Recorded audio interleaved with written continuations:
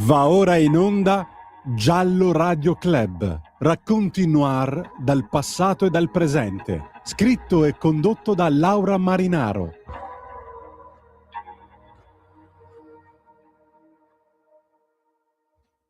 Buonasera a tutti quanti, i nostri ascoltatori e chi può anche seguirci tramite Facebook, Spotify, internet, radiolibertà.net. Vi invito oggi, magari se avete voglia, di fare qualche telefonata, di qualche intervento, sempre allo 0292947222 o 340 670 9659, perché questa è una puntata davvero eccezionale.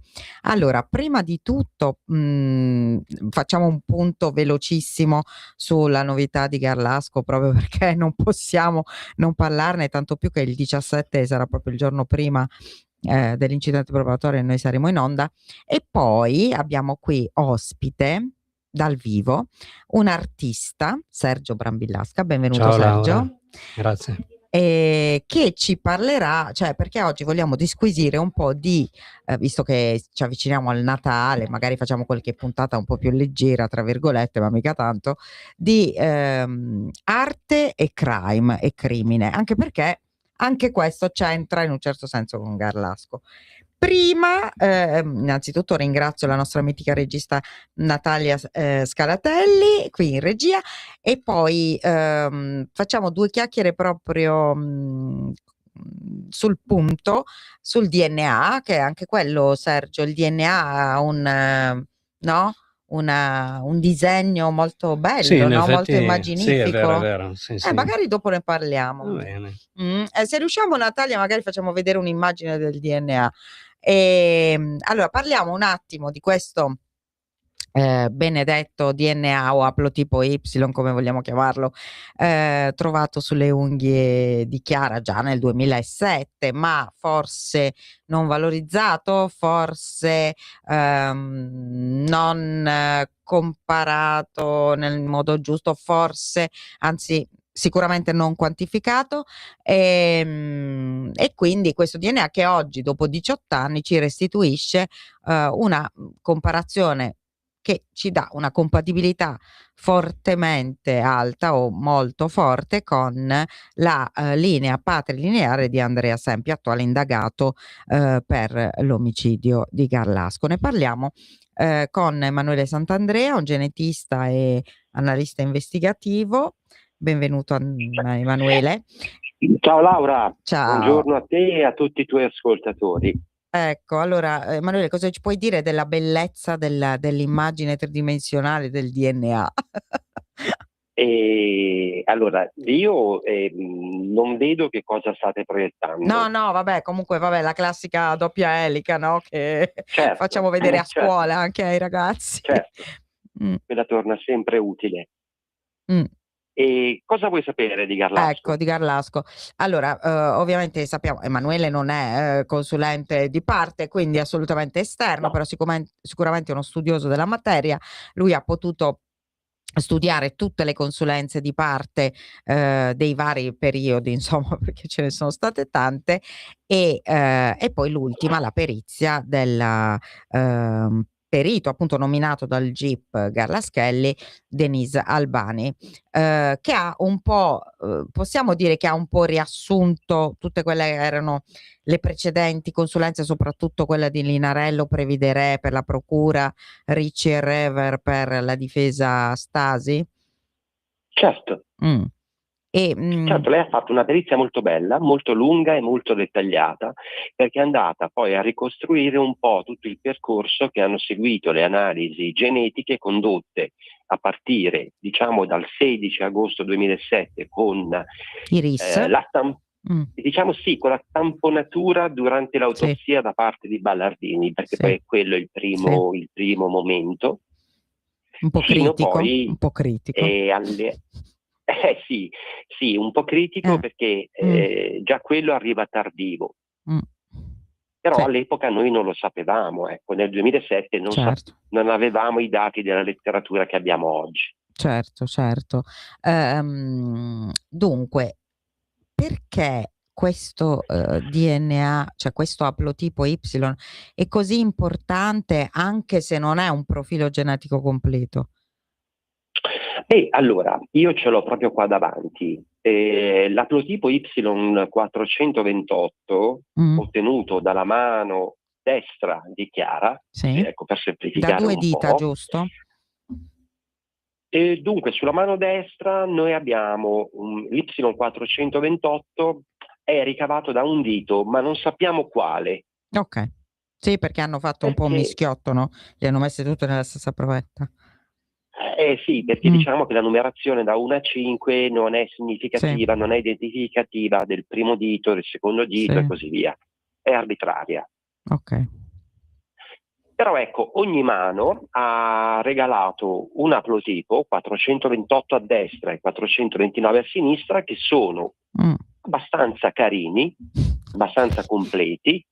In particolare quello di destra, il 428, è sicuramente il più bello perché ha un basso rumore di fondo, perché ha un'intensità di segnale che sfiora le 1000 RFU, cioè il valore minimo accettato è 50. Il valore minimo accettato è 50, questo 1000. Quindi a tutti coloro che dicono in televisione, e lo sentiamo, che era basso, che non era utile, che era schifoso. Allora, diciamo anche perché è basso.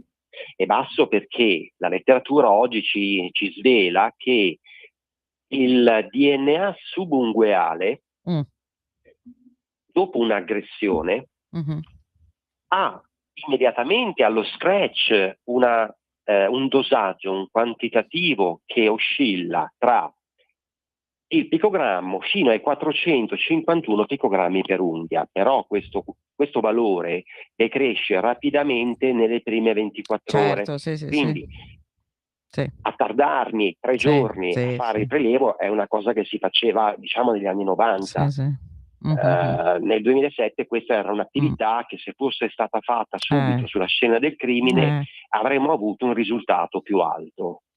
Però noi comunque poi scopriamo che i RIS l'avevano quantificato ma non ce l'avevano detto, e lo scopriamo grazie alla perizia Albani, perché la perizia Albani svela proprio che i RIS il 9 settembre del 2007 avevano effettivamente quantificato il DNA subungueale, quindi subungueale. Assolutamente, ma anche il perito De Stefano, va detto che nella perizia e anche nella udienza dell'8 aprile 2014, durante il processo di appello bis ad Alberto Stasi, parla di DNA subungueale, quindi sia chiaro questo, perché lo dice lui, io non me lo sono inventato, l'ho visto scritto. Quindi, e dice che siamo nell'ordine dei 10 picogrammi. Ok. Quindi questo è un valore che è decisamente al di sopra di quello che è il valore cosiddetto ambientale, perché il valore ambientale oscilla tra 0 e 10 picogrammi per unghia. Al momento aspetta, ti fermo, perché così facciamo capire alla gente. Il valore ambientale, cioè cosa vuol dire? Quelli che ci dicono che è contaminazione ambientale, giusto? Sì. Cioè che ha toccato una cosa che aveva toccato lui, ok? Non tengono conto invece del valore statistico, che è più alto, però il valore statistico, diciamo, non supera mai i 10 picogrammi per unghia e ha un valore medio di 2 picogrammi per unghia. Ovviamente anche questo poi decresce rapidamente, mentre quello da aggressione, che c'è sotto le unghie, va da 1 a 450 picogrammi per unghia, quindi insomma è decisamente parecchio, è 50 volte più tanto, ecco. Ecco, poi l'ultima domanda che ti voglio fare, poi ti lascio, anche perché oggi, diciamo, poi dopo ci risentiamo su questa cosa dopo il 18 dicembre sicuramente. L'ultima domanda che ti voglio fare è perché, diciamo, a parte la difesa ovviamente che tende a giustamente puntare su questa cosa dell'eventuale contaminazione su oggetti o da oggetti, ok? Ma no, ti volevo dire, perché possiamo dire, al di là di quello che giustamente la difesa punta, su cui la difesa punta, possiamo dire che della linea patrilineare di Sempio, quanto possiamo dirlo e quanto vuol dire che è di Sempio Andrea? Allora, noi sappiamo che il DNA, l'aplotipo Y428 sulla mano destra di Chiara ha un valore di verosimiglianza di 2300 con l'aplotipo di Andrea Sempio, il che vuol dire che ha un supporto forte all'identificazione. Ma proprio di Andrea o della famiglia Sempio? No, di Andrea Sempio maschi e della poi famiglia del Sempio. suo papà, del suo nonno, dei suoi fratelli, dei suoi figli. Che non ne ha? Questo ha un padre, uno zio, un cugino, un nonno morto, un bisnonno morto. Quindi? Certo, diciamo che a rigor di logica questi signori condividono tutti quanti lo stesso aplotipo. Ok. Perché sul DNA noi abbiamo tre possibilità di accertamento. Una è quella patrilineare sull'aplotipo Y, che non è molto utile, ma è molto semplice perché di solito la vittima è femmina e non ha l'Y e l'aggressore è maschio e quindi ha l'Y. L'ideale sarebbe stato fare l'autosomico, però l'autosomico in questo caso è difficile perché si va a confondere con quello di Chiara Poggi. Spieghiamo cos'è l'autosomico però alla gente comune. L'autosomico è il DNA, è un pannello che va a investigare una serie di loci non direttamente correlati con il sesso e che quindi hanno sia i maschi che le femmine. Il vantaggio è che questi loci fanno crossing over e quindi danno un risultato decisamente più identificativo. Ecco, spieghiamo meglio. Allora, praticamente ognuno di noi ha tutti, immaginiamo questi loci, questi cosini, quelle scalette che vediamo nell'elica, no? Che sono delle caratteristiche, giusto? In pratica corrispondono a delle caratteristiche che abbiamo dentro di noi. Semplifico, come faccio alla scuola superiore nel mio laboratorio di giornalismo investigativo e scena del crimine. Quindi in pratica se uno ha gli stessi loci che si trovano su una scena del crimine vuol dire che lui era sulla scena del crimine. In questo caso ovvio non abbiamo l'autosomico, quindi non abbiamo nemmeno una minima parte di quest'elica, abbiamo però l'Y che identifica il maschio. Quindi possiamo dire che questo maschio è Andrea Sempio? Potremmo dirlo? Secondo te, dal punto di vista forense, sarà una prova spendibile? Questa è la domanda del secolo a cui risponderanno il 18 dicembre, immagino. Sì, allora sicuramente sarà una prova spendibile perché abbiamo intanto l'assenza del DNA ambientale e familiare perché avevano dei loci caratteristici e quindi non c'è. Abbiamo la presenza univoca di un DNA che è esterno, tipo Y, che è, come dire, sovrapponibile a quello di Andrea Sempio e di tutta la sua linea patrilineare. La quantità è rilevante perché quelle metodiche nel 2007 non è che potessero andare ai livelli di sensibilità che abbiamo oggi. Se fosse stato ambientale non sarebbe stato così alto, anche perché Andrea Sempio non entrava in quella casa da almeno 2 settimane. Ecco. Vabbè, grazie. Cosa possiamo dire? Abbastanza tranchant e vabbè, i consulenti della difesa non sono d'accordo, però sicuramente ci sarà da battagliare in aula, vediamo. Però noi offriamo un'ancora di salvezza, laddove Sempio avesse un parente lontano che egli ignora di avere, allora questo signore potrebbe avere lo stesso Y e bisognerebbe però dimostrare che quel giorno stava a Garlaccio. Si faccia avanti. Mi sono divertita, poi te l'ho anche mandato, ma è una stupidata, a cercare il cognome Sempio dov'è in Italia e risulta prevalentemente tra Vigevano, Mede, cioè quei paesi lì. Cioè lì nella novellina. Allora io aggiungo per concludere che l'aplotipo Y428 e l'aplotipo di Andrea Sempio non sono presenti in un database che ha una capienza di 500.000 aplotipi. Ecco, direi. Quindi ecco, ha una serie di combinazioni alleliche che sono francamente rare. Quindi sarà difficile trovare qualcuno con quell'aplotipo al di fuori. Mi ricorda qualcosa, mi ricorda un'altra indagine, però vabbè, ne abbiamo già parlato di quella. Bisognava fare quello studio che avevano fatto allora quando sono andati negli archivi della chiesa e dal 1700 hanno ricostruito tutto l'albero genealogico della famiglia. Certo, io se fossi la Chiesa di Sempio mi darei subito da fare quella volta lì, sì. Per fare questi approfondimenti qui. È interessante, molto interessante. Scusa Laura, fagli una domanda. Lui è un artista, ma... Io sono completamente profano di queste cose, però mi affascinano in modo particolare. Una cosa che non riesco a capire, è vero, il DNA è quello che risulta dalla ricerca.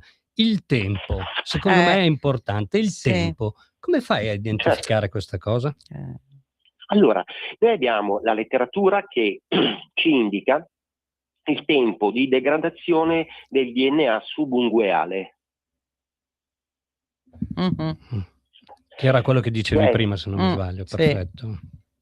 Sì, ci dice praticamente che il DNA da contatto fortuito all'interno di un ambiente domestico o lavorativo, per esempio se io e te lavoriamo insieme, è chiaro che io sotto le unghie potrei avere un po' del tuo DNA, però questo DNA difficilmente la statistica ci dice che supera i 10 picogrammi per unghia. E comunque questi valori tendono a scendere velocemente col passare del tempo. Quindi se già hai 10 all'inizio, è prevedibile che diventi 5 nel giro di un'ora. Perfetto, questo era quello che vi ho spiegato prima. Sì. Okay. L'aggressione invece me ne dà fino a 451 di picogrammi per unghia. E allora anche se si dimezza in un'ora per via delle DNasi presenti sulla nostra epidermide, scende a 225. Quindi prima che vada sotto la soglia di non rilevabilità ci vuole più tempo. Comunque è molto interessante. Senti, è uguale alla radioattività, cioè ogni tot decade si dimezza. Si dimezza, è però vero. se io parto da 10 è un conto, se parto da 500 è un altro, no? Insomma, forse perché io faccio esempio, risalgo alla ricerca col carbonio, sai? Ecco, forse non so se c'è un collegamento ben preciso oppure è una cosa completamente diversa. Penso di sì. Diciamo che è lo stesso principio, anche se poi sono due fenomeni distinti. Sì, perché sulle opere sono comunque esseri inanimati, magari è un po' diverso per questo.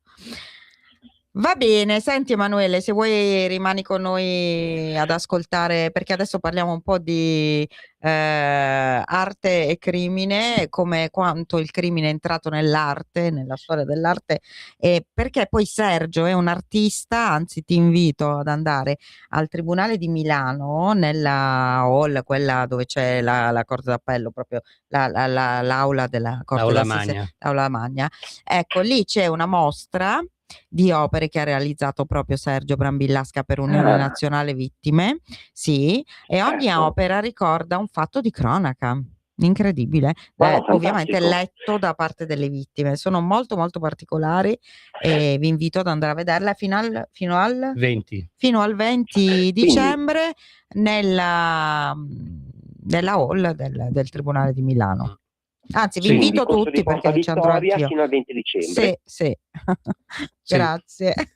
Sì, ieri c'è stata l'inaugurazione, molto bella. Ecco, com'è nata questa cosa, Sergio, se vuoi raccontarci? Questa liaison con Unione Nazionale Vittime e questa... Ma io ho fatto una mostra molto particolare, una mostra dedicata a Marilyn Monroe a Milano, sui Navigli, e era legata... fra l'altro a un'azienda di orologi, una cosa molto particolare, insomma, non ti so spiegare. Avevo invitato la Paola, Giulio e altri amici. Paola Redaelli, che poi è la presidente di Unione Nazionale Vittime, e lei, di fronte proprio a un quadro sulla violenza delle donne, mi ha chiesto, quello che ti ho mandato fra l'altro, quello che ti ho mandato stamattina. Sì, lo stiamo mostrando. Ok. È uno dei quadri che mostriamo. Sì, e lei mi ha chiesto se gli potevo disegnare la copertina del libro Unavi. Io più che volentieri, figurati. E da lì è nato un po' tutto. Dopodiché, insomma, lei mi ha invitato a diversi eventi e a un famoso pranzo di Natale, che penso che c'eri anche tu, forse sì, dove poi io ho pensato a una cosa, cioè io volevo attribuire i 14 passi della Via Crucis, attribuirli alla violenza sulla donna, cioè il dolore raffrontato, ogni quadro sì. Invece lei giustamente mi dice no, perché invece facciamolo sulla violenza di genere, e da lì abbiamo iniziato tutto questo cammino che poi ci ha portato. Sì, tra l'altro c'è un quadro sul Ponte Morandi, sulla tragedia del Ponte Morandi, un quadro dedicato a Lorenzo Clari Sappiani, che è questo giovane avvocato che morì, non so se ti ricordi Emanuele, proprio sparato da quel folle Giardiello che entrò in tribunale e siccome insomma era arrabbiato perché non gli stava andando bene una causa fallimentare, sparò l'avvocato, il giudice, insomma un po' di gente, fece una strage. E Sergio ha fatto proprio quella difatti quadro. Ieri era la memoria, cioè era dedicato alla memoria a questo fatto. Ecco, quindi farai un quadro su Garlasco, a sto punto glielo chiediamo Emanuele, no? Perché no? Ma sai, stamattina ho analizzato quella vignetta che mi hai mandato. Dopo ne parliamo. No? Sì, difatti dopo ne parliamo. E anche lui è molto oggettivo, cioè anche lui cerca molto la sintesi, tenta di far capire attraverso delle immagini, una cosa molto particolare. A me è piaciuta molto. Per cui dopo ne parliamo e vediamo di riuscire però, insomma, poi non vogliamo chiedergli come lo farebbe il quadro. Adesso prima di tutto aspettiamo di vedere cosa succede, sì, sicuramente. E aspettiamo di vedere chi ci dobbiamo mettere in questo quadro. Che dice Emanuele? Ci sarebbero un paio di proposte. Un paio di proposte ci sono, vediamo se solo 1, 2, 3. Vediamo, cerchiamo di buttare un po' di acqua sul fuoco.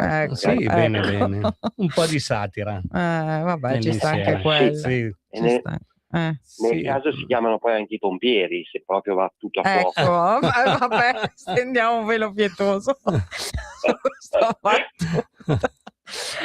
Va bene, grazie Emanuele, alla prossima. Grazie a voi e buona continuazione. Dove ti possiamo seguire? Così se qualcuno vuole fare degli approfondimenti sul DNA, dove ti possiamo... Certo. No, dico, ti sento male. No, dico, puoi dire dove possiamo seguirti, dove la gente ti può seguire. Questa sera sono su Over the Night per una puntata di approfondimento scientifico proprio dedicato al DNA. A questo DNA, sì, al 428 e la sua compatibilità biostatistica con Andrea Sempio. Va bene, che insomma oggi ho sentito il consulente della famiglia Poggi, il dottor Capra, che diceva appunto che questa, cioè la biostatistica cos'è? Sono solo numeri, ma non è realtà e vabbè. Può essere. Sì, anch'io fino a poco tempo fa, quando ero bambino, pensavo che la Terra fosse piatta, Ah sì, ma c'è ancora chi lo pensa. Incredibile. Io no, non l'ho mai pensato, non so come mai. Vabbè. Però deve essere affascinante. Dimmi, collegando, scusami, dimmi, collegando proprio ciò che è la tua esperienza lavorativa, come potrebbero essere questi bordi della Terra? Sì. No, io quello l'ho pensato fino ai 5 anni. Dai 6 basta, quando è andata a scuola, diciamo. Va bene, grazie. Grazie a voi, buona serata. Continuazione. Ciao. Arrivederci. Facciamo un minuto di pubblicità. Per la tua pubblicità visita il sito radiolibertà.net. Stai ascoltando Radio Libertà, la tua voce libera, senza filtri né censure, la tua radio.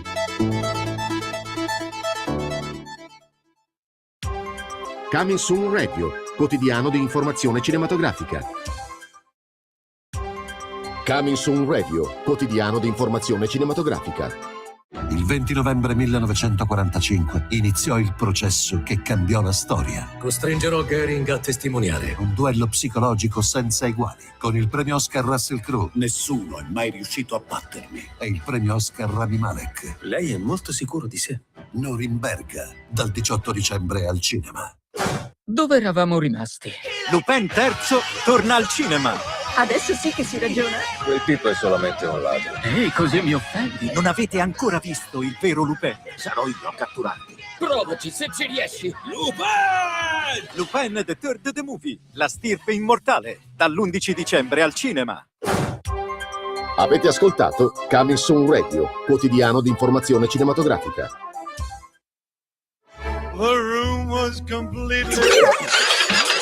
Stanco di perderti i tuoi programmi radiofonici preferiti? Vorresti la tua musica, le tue voci amate sempre con te, ovunque tu vada? Radio Libertà, l'applicazione che trasforma il tuo smartphone e tablet nella tua radio personale. Scaricala ora, è gratis per i dispositivi Android e iOS. Avrai tutta la programmazione quotidiana di Radio Libertà a portata di mano. Scopri di più su radiolibertà.net. Semplicemente la tua radio.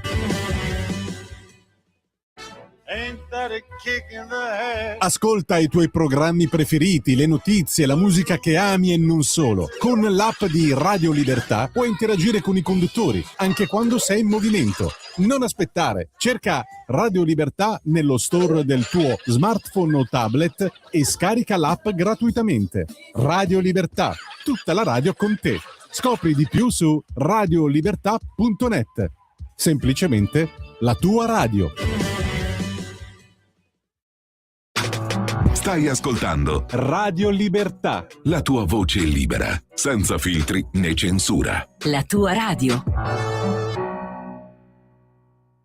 Eccoci tornati, siamo qui con l'artista Sergio Brambillasca e parliamo di arte e crime, di arte e nero, di arte e sangue. Da sempre, vero Sergio, un po' l'arte ha ripreso fatti di cronaca o fatti comunque truci, no? Sì, da sempre, anche nei dipinti classici trovi queste scene, poi sono emblematiche anche nella mitologia.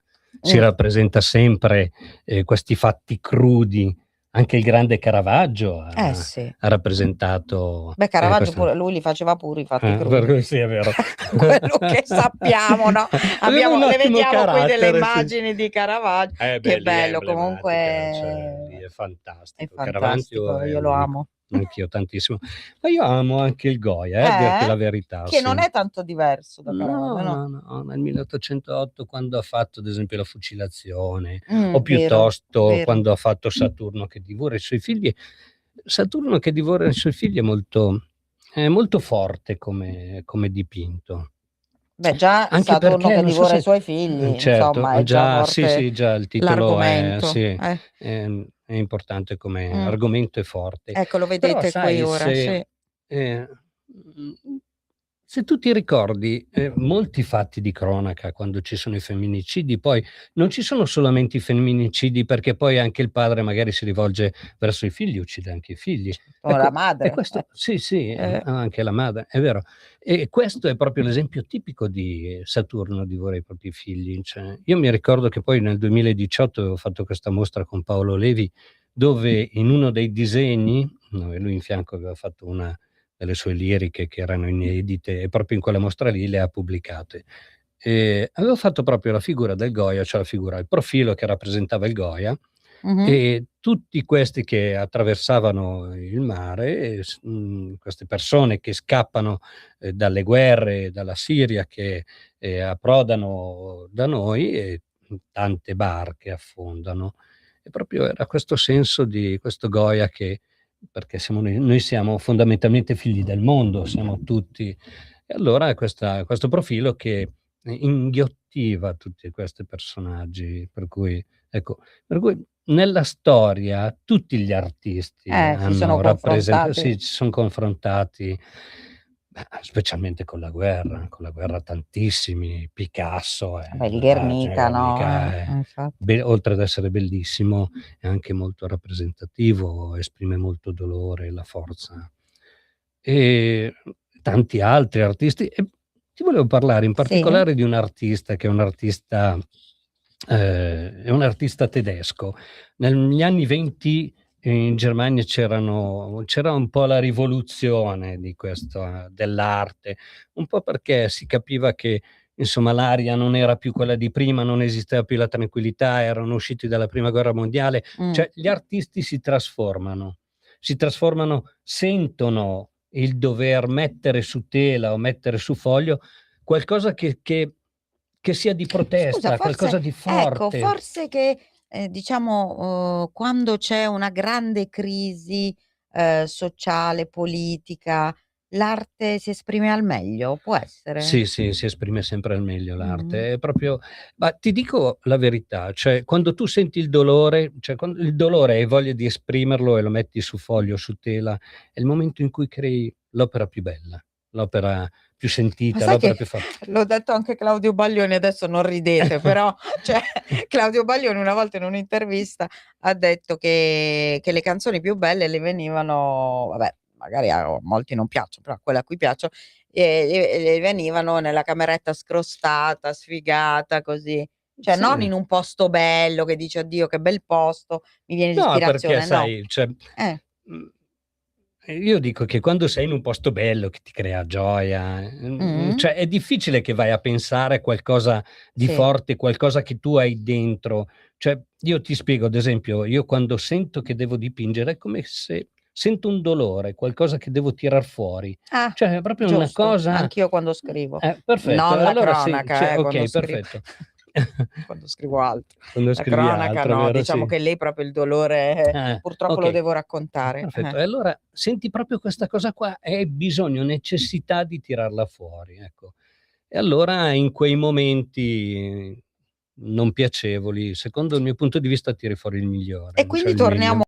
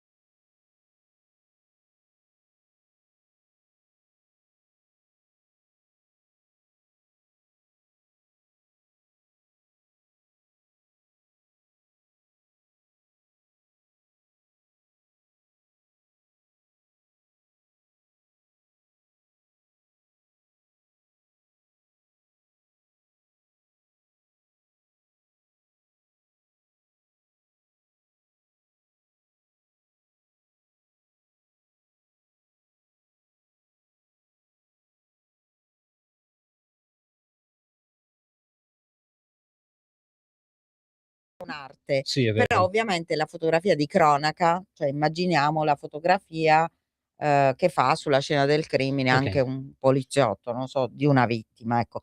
Ehm, quanto quella fotografia è diversa invece da un'opera d'arte? E Beh, perché? molto, molto. Perché la fotografia è vero, cioè la fotografia ci riporta l'immagine di quello che è, cioè ehm, crea l'immagine della situazione. Mentre l'arte no, l'arte è diverso perché poi l'arte ci sono i simboli, l'artista tenta di farti capire ciò che sente lui, cioè di trasmettere qualcosa di completamente diverso. Poi la fotografia è piatta, mentre l'immagine è diversa. Tu sai benissimo che noi viviamo di immagini, noi Beh, sull'immagine poi oggi. costruiamo tantissime cose, tantissimi pensieri.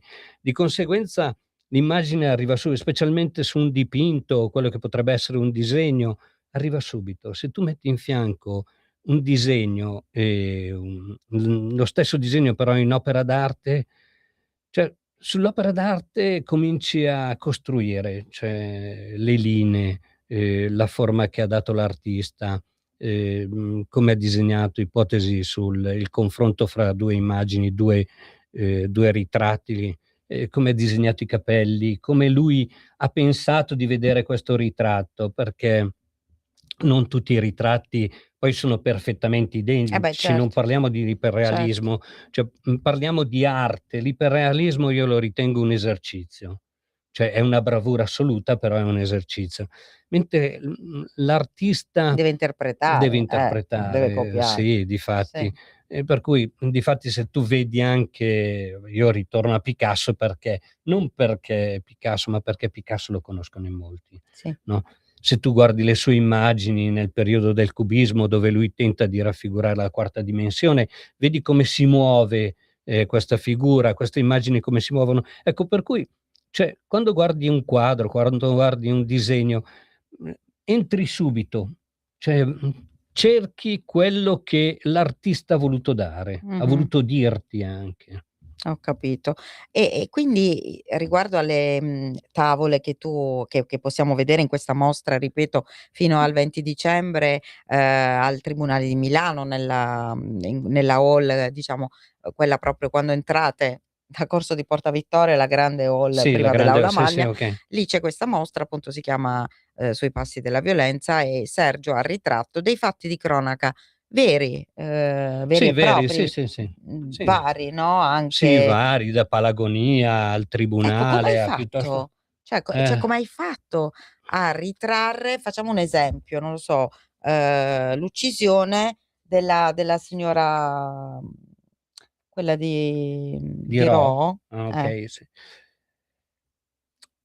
Ti spiego. Questa è una signora che venne uccisa Sì. in casa, non so se vi ricordate.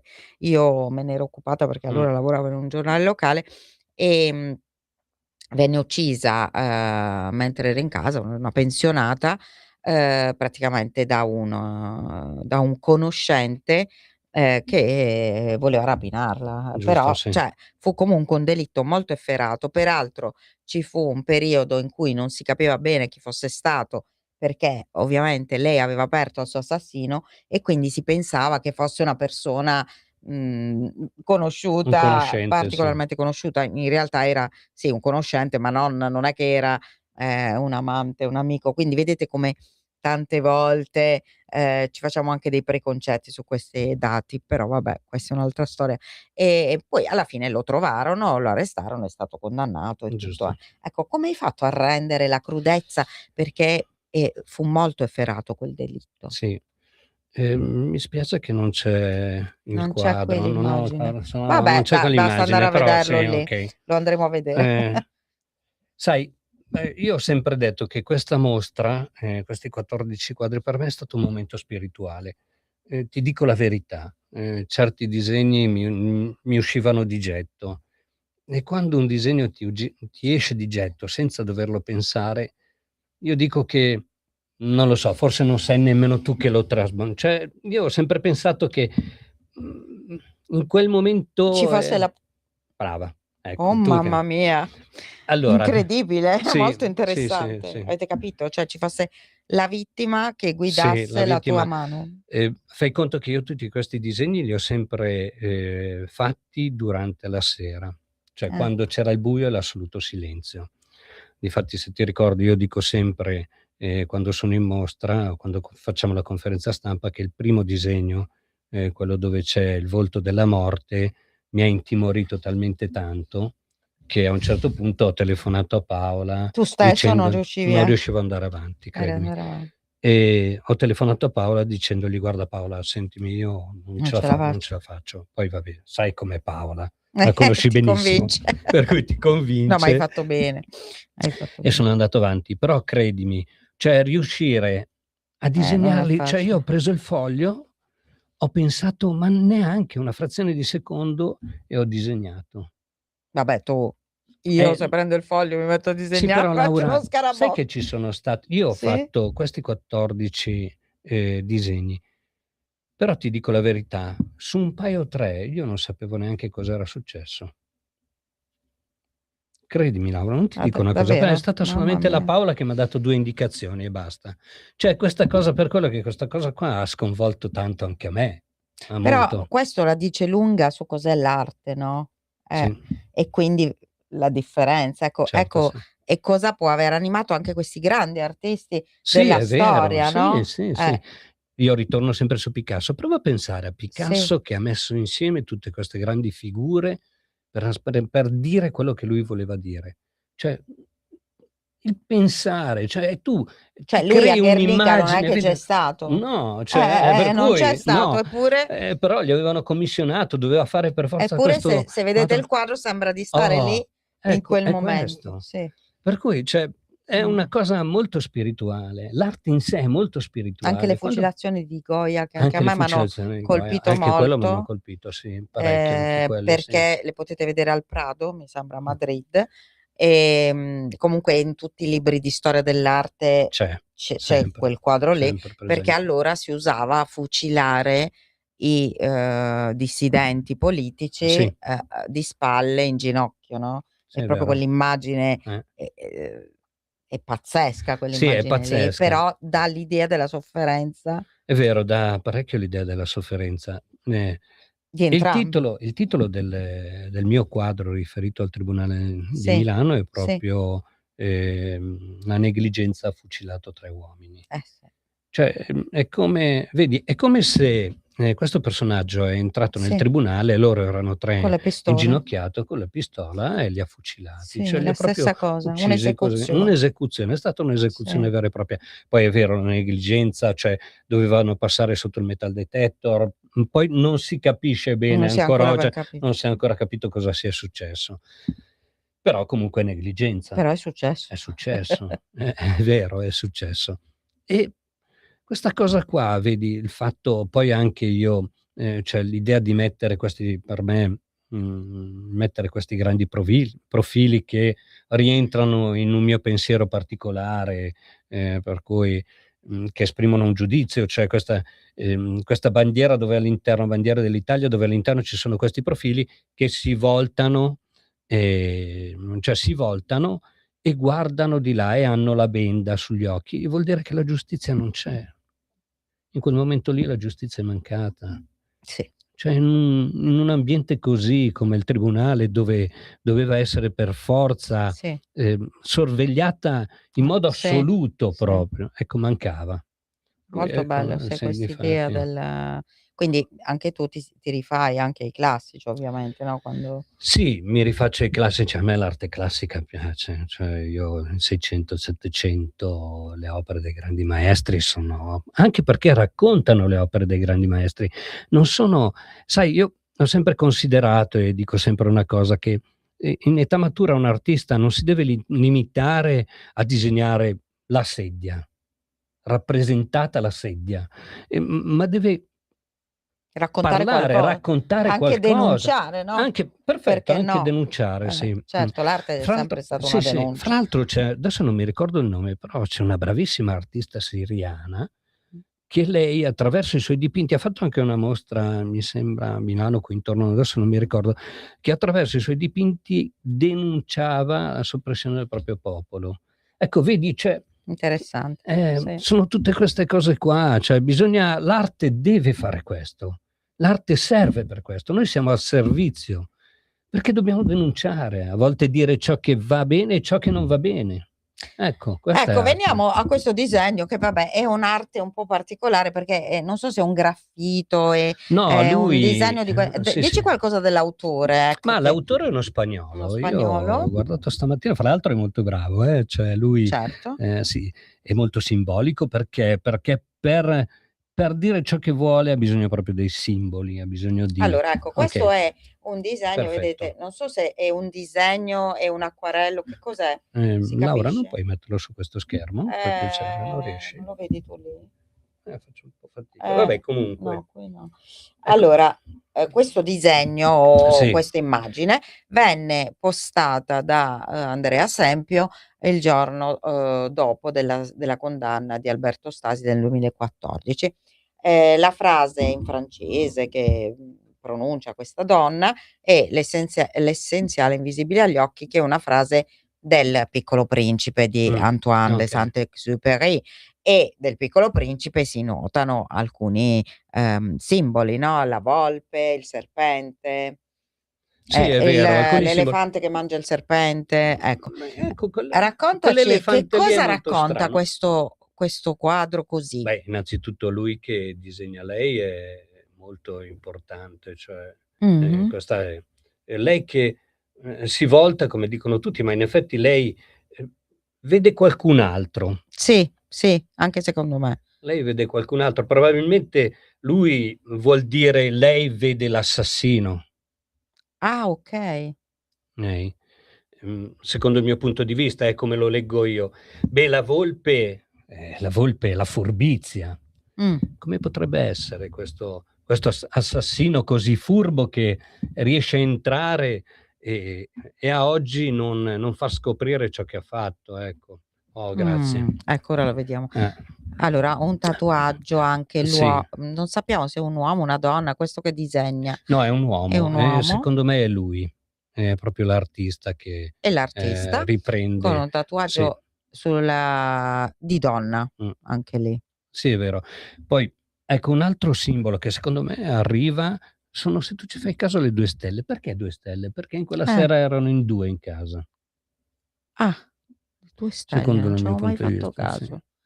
Sì. E poi quell'elefante Sì. È molto strano, è coperto da questo serpente, se è un serpente. Sembra quasi che è il serpente che inghiotte Mangia l'elefante. Ah beh, Non è, giusto. cioè, non è l'elefante che mangia il serpente o inghiotta il serpente. Ed è Capisci? lei che Però disegna. cioè sì, Perché questo quadro perché quel lo giorno? so, anche per me, anch'io mi son fatto molte domande, perché perché questo io, quadro quel giorno, questo disegno Sì. molto particolare. Poi fra l'altro, secondo me, vedi, cioè una cosa piccola che inghiotte una cosa gigantesca.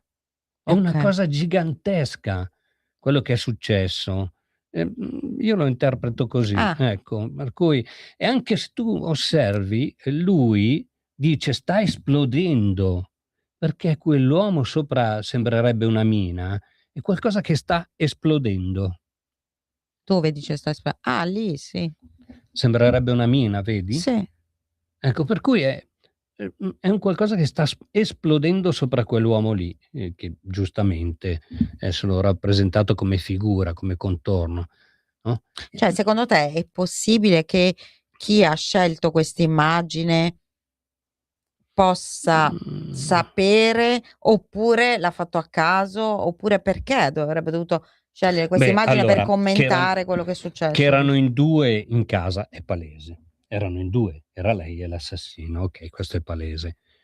Che è una cosa grande, però il serpente è una cosa piccola, però cioè ci deve essere qualcosa di grande da scoprire. Ah, okay, un segreto. È un segreto, perfetto, Un potrebbe essere segreto. quello, sì. E la volpe? E la volpe è la furbizia.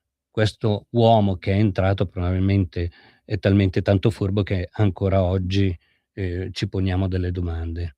Molti dicono che in queste immagini si possono ravvisare somiglianze con Chiara, la donna, e con Alberto, l'uomo. No, secondo me no, anche perché Alberto non ha mai avuto un orecchino.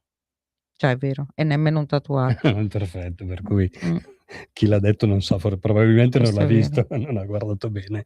Ecco, poi è una caricatura, per cui non Sì. puoi pensare che sia, cioè perfettamente identica a lei, No, anche perché infatti. lui, secondo il mio punto di vista, non ha voluto fare una cosa perfettamente identica. Vabbè, Ha certo. voluto dire: "È lei, ma non è lei". Cioè, Certo. anche perché giustamente lui è una sua idea di quello che potrebbe essere successo. È una sua idea di quello che potrebbe essere successo Giusto? o No, non è penso più di che un'idea? no, secondo me non E è più di se un'idea. fosse stato lui, perché avrebbe dovuto postare una cosa del genere? No, non penso che non so, lui di certo l'ha disegnata.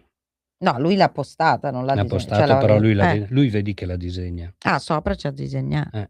Vedi la matita dove punta? Su di lei, per cui lei l'ha disegnata. La volpe furba chiude gli occhi, non vuole vedere, però è furba. Quello che a me ha affascinato in modo particolare, e continuo a chiedermi, è quel serpente che inghiotte questo Sì, elefante, cioè è la sicuramente. contrapposizione di un qualcosa di piccolo che inghiotte qualcosa di grande. Cioè per cui è iniziata come una cosa piccola, ma adesso sta esplodendo, sta diventando grande e sta esplodendo sopra una persona. Mh-mh. Che allora poteva essere, il processo che era finito e quindi la condanna, boh. No. O no? Non lo so. No, non si sa, boh. Bisogna chiederlo a lui. Sì, difatti, Forse ma io ti glielo dico la chiederanno verità. perché comunque questo questo insomma dipinto, come vogliamo questo post, Sì, questo ecco, è post. allo È un disegno studio elettronico. ecco, è allo studio del RACIS di Roma, Ah, che sono i carabinieri che si occupano, diciamo, di stilare un profilo psicologico dell'indagato, per cui poi, insomma, se un giorno arriverà a processo, se avremo un processo, probabilmente scopriremo anche che cosa ne hanno dedotto sì, loro, giusto. Ma lui ha anche. detto, una mia vignetta postata nel Sì, giorno del processo è diventata famosa. sì. Sì, lui l'ha detto. Eh beh, è Ma diventata lui ha famosa voluto de sicuro. ma lui ha voluto semplicemente rappresentare quello che secondo lui succedeva in quel Sì. momento, sì. Eh beh, però è molto importante. Questa cosa del serpente che mangia l'elefante, secondo me è la cosa più interessante effettivamente. Sì, in E poi la effetti. frase: "L'essenziale è invisibile agli occhi", cioè non sempre quello che si vede è quello che è, Sì, è vero, giusto? l'essenziale è invisibile agli occhi come è invisibile che questa grossa cosa viene inghiottita da questo serpente. C'è una telefonata? Pronto? Sì, pronto, salve. Sì, No, salve. semplicemente è molto interessante questo disegno che tra l'altro non conoscevo, lo sto vedendo per la prima volta, ma Ah, questo disegno di cui questo particolare di cui siete particolarmente fissati, ma se compraste un libro qualsiasi del Piccolo Principe, il serpente inghiotte sì, l'elefante. sì, va bene, lo sappiamo. Sì, certo. Abbiamo letto Il Piccolo Principe Ma quindi e vi l'abbiamo vedevo regalato e ce Però l'hanno comunque anche nel libro è molto affascinante No, ma questo la cosa particolare, interessante è cioè legarlo difatti. all'episodio e a chi ha Sì, postato, ovviamente, no, lo sappiamo che sono tutte è una simbologie, iconografia che ha anche la volpe. ripreso dal fatto che lui magari Eh, no, vabbè. può essere no, secondo lei che cos'è questo, cioè nell'ambito Se della dovessi vicenda ovviamente. okay, se dovessi ma secondo me probabilmente, effettivamente colui che il serpente che è Eh, molto furbo e molto eh, particolare, ma che ha un ventre enorme, riesce a fagocitare anche in come dire, in una causa giudiziaria il pachiderma, ah. ma tranquillo, Molto interessante animale. anche questa lettura. Bravo, ha capito quello che volevamo dire. Lo sappiamo che, sono simboli del Allora scusa, avevo capito, ma avevi no, proprio le no, frasi no, no, lo sappiamo. Anche la che frase già proprio del Piccolo Principe, certo, però però appunto, no, siccome magari però lui era facendo quello particolare che lui l'avesse postata quel giorno, cioè quella è la cosa interessante. Difatti. Grazie sì, comunque, grazie mille, buona grazie a giornata. voi. Grazie. Vabbè, sì, l'avevamo detto che lo sapevamo che era il Piccolo Principe, la volpe, però è la lettura, insomma, sì. che se ne può dare. Cioè, sono semplicemente opinioni, non stiamo dicendo assolutamente niente, però stiamo sicuramente, se un artista mi dà una lettura che magari a me non, cioè io quella delle stelle per esempio non mi era venuta in mente, quindi è uno spunto molto interessante. Senti Sergio, ti ringraziamo tantissimo della tua presenza qui, e dove possiamo vedere i tuoi quadri, se c'è qualche mostra in programma? No, non attualmente, a parte no. quella del Sì. vabbè. Sì, vorrei, insomma, ho pensato di programmare una personale l'anno prossimo, che sarà sempre riferita al mio modo di disegnare, però non più un modo di disegnare, però voglio fare delle tele sempre sullo stesso stile, cioè magari partendo dalle mie inquietudini o cose di questo tipo, e poi portarle in mostra. Adesso vedremo. Dai, allora ti Difatti, seguiremo, e chissà, magari poi quando finirà questa vicenda farai una tela o una tavola su Garlasco, visto che ne parlano tutti. Bene. Ci manca una tela. Grazie, Laura, grazie a tutti, e a mercoledì prossimo. Grazie. Avete ascoltato Giallo Radio Club.